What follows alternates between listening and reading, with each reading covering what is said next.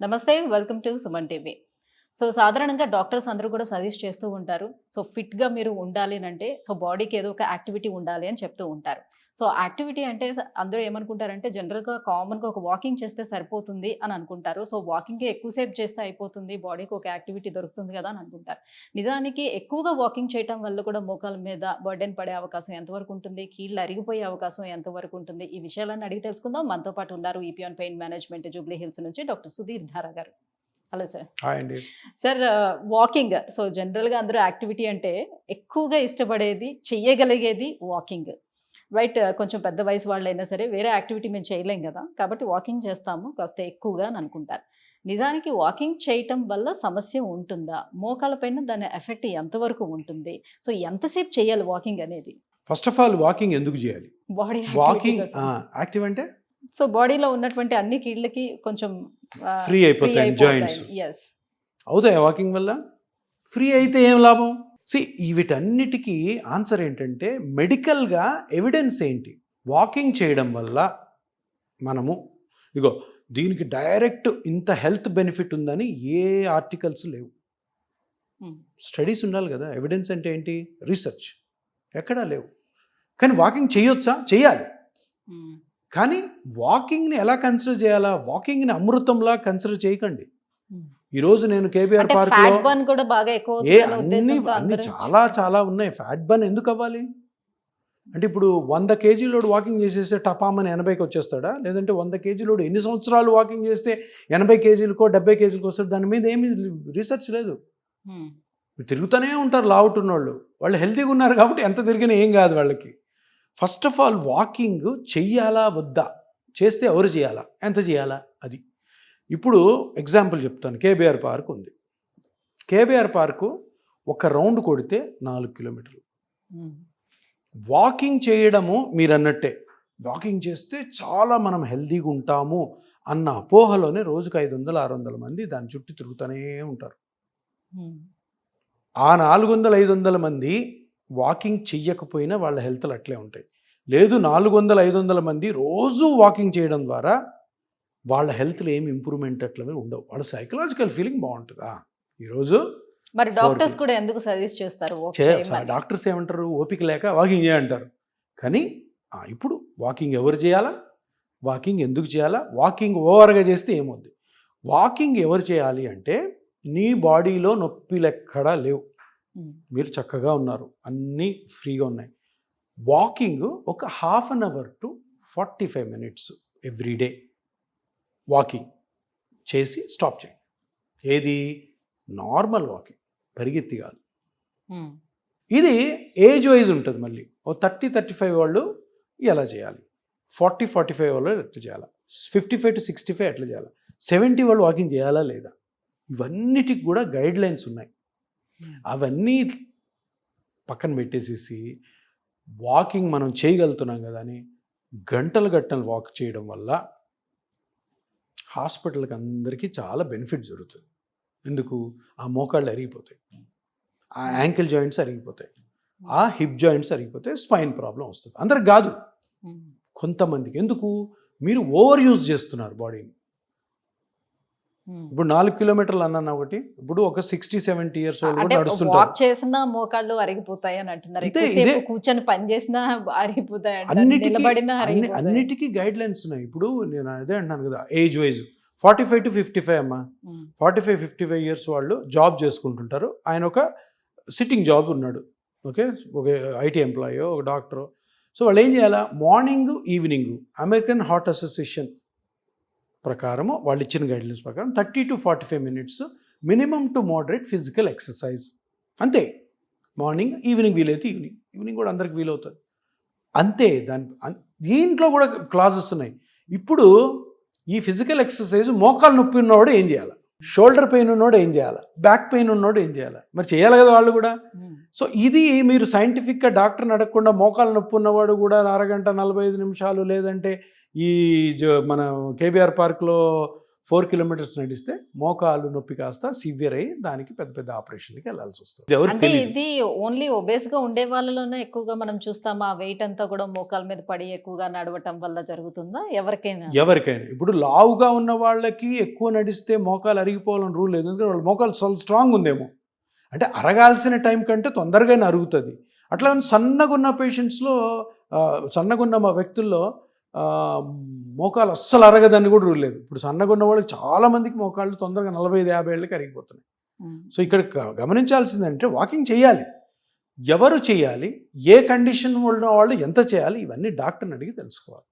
పిచ్చిగా ఫ్రీగా వస్తుందని వాకింగ్ చేస్తూ ఉన్నాం అనుకోండి, 10 సంవత్సరాల వరకు మీ మోకాలు తట్టుకోగలిగేది 3 సంవత్సరాలుగా అరిగిపోతుంది. 3 సంవత్సరాలకి ట్రీట్మెంట్కి పోవాల్సి వస్తుంది. సో వాకింగ్ వల్ల మేజర్గా అఫెక్ట్ అయ్యేది మోకాలే. ఎందుకంటే బరువు అంతా దాని మీద పడుతుంది. మనం ఏంటో సైకలాజికల్గా ఒక మిత్లో ఉంటాం, అపోహలో. ఏంటి నేను వాకింగ్ చేస్తే మోకాలు ఇంకా స్ట్రెంగ్త్ అవుతుంది. కొంతమంది డాక్టర్లు ఏం చెప్తారంటే ఆల్రెడీ మోకాలు నొప్పి ఉన్నవాడిని వాకింగ్ చేయమంటారు. అది చాలా ఫూలిష్నెస్. ఇంకా పోతుంది. ఆల్రెడీ గుజ్జు జరిగి ఉంటుంది, ఆల్రెడీ లిగమెంట్ ప్రాబ్లం ఉంటుంది, దాని మీద ఇంకా ప్రెషర్ పెడుతున్నారు, మీరు వాక్ చేసి పోతుంది. సో వాకింగ్ ఒక్కటే ఎక్సర్సైజ్ కాదు, వాకింగే అన్ని రోగాలకి మాత్ర కాదు, వాకింగ్ అమృతము కాదు. అది కూడా జాగ్రత్తగా ఏ మనిషి ఎంతసేపు చేయాలని డాక్టర్ని కనుక్కొని చేస్తే మంచిది. పిచ్చి పిచ్చిగా వాకింగ్ చేయడం వల్ల మోకాలు వాకింగ్ బయట చేసేటప్పుడు కూడా కొంతమంది చెప్తారు ఆ ఫ్లాట్ సర్ఫేస్ మీద చేయొద్దని, ఇంకొంతమంది అంటారు అన్ఈవెన్ సర్ఫేస్ మీద చేయొద్దని. అసలు ఏం చేయాలి? హార్డ్ సర్ఫేస్ మీద వాక్ చేస్తే, సిమెంట్ ఫ్లోర్ మీద వాక్ చేస్తే మీకు షాక్ అబ్జార్బింగ్ ఉండదు కాబట్టి ఇంకా ఎక్కువ ఫాస్ట్గా పోతాయి. కొద్దిగా గ్రాస్ ఉన్న దగ్గర, గ్రౌండ్లో మంచి ఫుట్వేర్, అంటే కొంచెం కుషన్ ఉన్న ఫుట్వేర్, షూ, మామూలుగా చొప్పులతో నడిస్తే హార్డ్గా ఉంటాయి కదా, అప్పుడు ఏమవుతుందంటే మెకానికల్ ఇష్యూ, ప్రెషర్ ఎక్కువ పడుతుంది. ఆ ప్రెషర్ ఏమో యాంకిల్కి ట్రాన్స్మిట్ అవుతుంది, యాంకిల్ నుంచి నీకి ట్రాన్స్మిట్ అవుద్ది, నీ అరుగుతుంది, యాంకిల్ కూడా అరగవచ్చు. సో కొంచెం కుషన్ ఉన్న దాంట్లో మితంగా వాకింగ్. మళ్ళీ ఇక్కడ కూడా టైం ఉంది. ఊరికే గంటలు పని లేదని చెప్పి, లేదా ఇంకొక గంట నడిస్తే నేను ఇంకో 10 సంవత్సరాలు బతుకుతా అన్న అపోహలు మటుకు ఉండకండి. దానికి దీనికి సంబంధమే లేదు. వాకింగ్ చేసేవాళ్ళు డాక్టర్ గారిని వాళ్ళ ప్రిస్క్రిప్షన్ తీసుకొని, సార్ ఎంతసేపు నేను వాక్ చేయాలి, నాకు ఈ ప్రాబ్లం తెలుసుకుంటే మంచిగా ఉంటారు. అనవసరంగా మీ మోకాళ్ళు అరిగిపోవు. Right sir. సో మరి మోకాల నొప్పులకి చాలా ఫేమస్ మన దగ్గర ట్రీట్మెంట్ పిఆర్పి. సో పిఆర్పి అనేది కేవలం మోకాళ్ళలో అరిపినటువంటి గుజ్జుకు మాత్రమేనా? అసలు దేనికి చేసుకోవచ్చు పిఆర్పి అనేది? ఇప్పుడు అదే మనం ఇప్పుడు వాకింగ్ చేస్తుంటాం. మనం వాకింగ్ చేస్తుంటే కొంతమంది యంగ్స్టర్స్లో వాళ్ళు కొంచెం ఫాస్ట్గా పరిగెత్తడం చేస్తారు కదా, లిగమెంట్ ఇంజురీస్ అవుతాయి.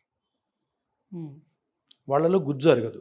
గుజ్జు అన్నదంతా 45 తర్వాత, 30-35లో ఏదో పరిగెత్తుంటారు, ట్విస్ట్ అవుతుంది, పడతారు.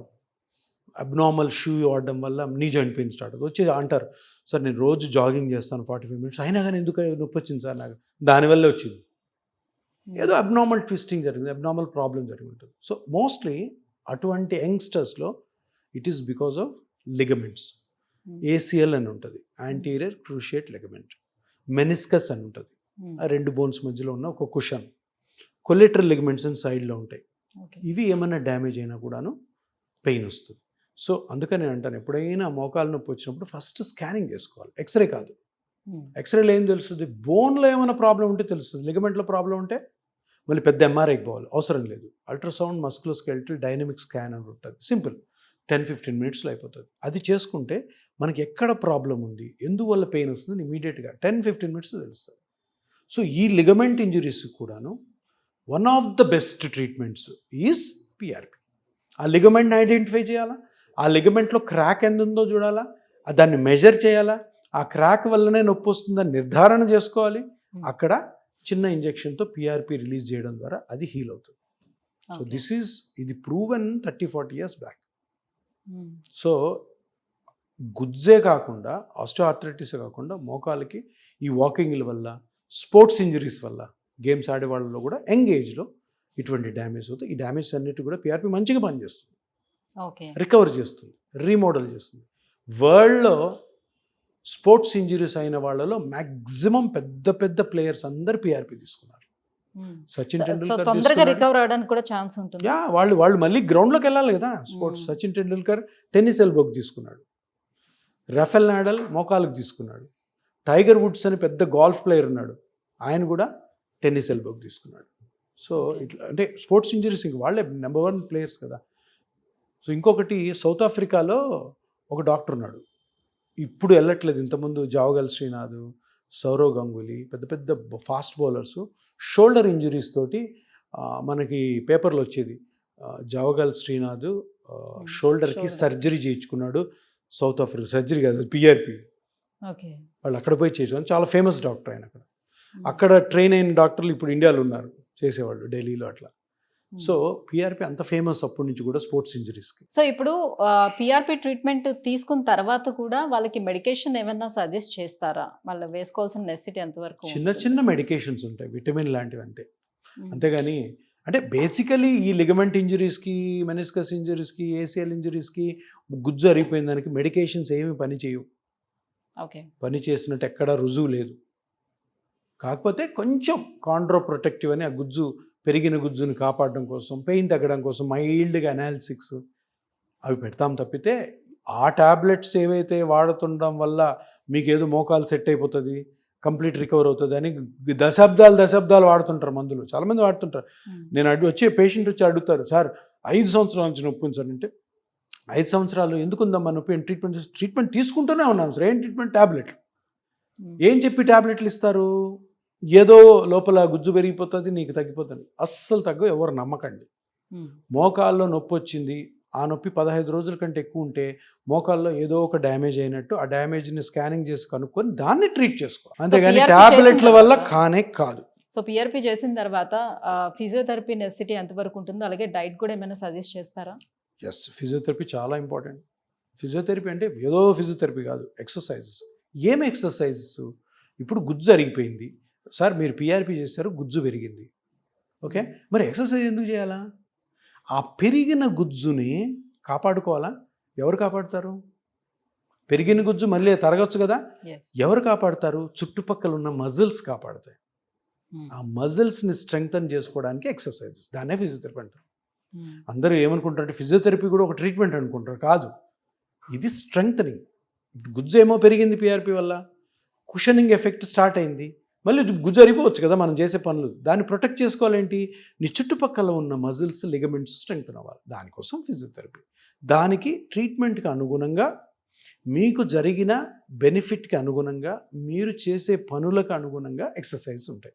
ఆ పిచ్చి పిచ్చి అన్ని ఎక్సర్సైజ్ యూట్యూబ్లో చూసి ఈ ఎక్సర్సైజ్ అందరికీ అనుకోకండి. ఇంకొకటి చెప్తున్నాను, చాలా ఇంపార్టెంట్. మీకు గుజ్జు అరిగిపోయినా, లిగమెంట్ ఇంజురీ అయినా, మెనిస్కస్ ఇంజురీ అయినా, మజిల్ ప్రాబ్లం అయినా, ట్రీట్మెంట్ చేసుకోకుండా ఫిజియోథెరపీ స్టార్ట్ చేయొద్దు. ఎందుకంటే అక్కడ చిరిగిపోయినది కానీ, దెబ్బతిన్నది కానీ, తరిగిపోయిన కార్టిలేజు ఇంకా డ్యామేజ్ అయ్యే ఛాన్స్ ఉంటాయి. ఫస్ట్ ఆఫ్ ఆల్ స్కాన్ చేసి కనుక్కొని దాన్ని రికవర్ చేసుకొని సింపుల్గా తర్వాత ఫిజియోథెరపీ చేసుకోవాలి. ముందే ఫిజియోథెరపీ చేశారనుకో, చిరిగిపోయిన చొక్కా ఉందా పట్టుకొని లాగితే ఏమవుద్ది? మొత్తం చిరిగిపోతుంది. సో అందుకని first correction, then strength. Right, thank you sir, thank you so much. So viewers చూస్తున్నారు కదా, సో వాకింగ్ అనేది మనకి నెసిటీ ఉంది, బట్ అది ఎంత మోతాదులో చేయాలో అంత మాత్రమే చేసుకోవాలి. సో ఎక్కువగా మనం ఏం మిస్టేక్స్ చేస్తున్నాం, మన మోకాలు అరిగిపోవడానికి ఎలాంటి మిస్టేక్స్ చేస్తున్నామో అది మనం ముందు గ్రహించాలి. సో మీలో ఎవరైనా మోకాల నొప్పులతో సఫర్ అవుతూ ఉంటే కింద స్క్రోల్ అవుతున్నటువంటి నెంబర్లకి కాల్ చేయండి. ఈపీ ఆన్ పెయిన్ మేనేజ్మెంట్ని ఒకసారి అప్రోచ్ అవ్వండి. సో నాన్ సర్జికల్ ట్రీట్మెంట్స్ని ఒకసారి ట్రై చేసి చూసినట్లయితే సర్జికల్ వరకు వెళ్ళాల్సిన నెసిటీ అయితే ఉండదు. Thank you.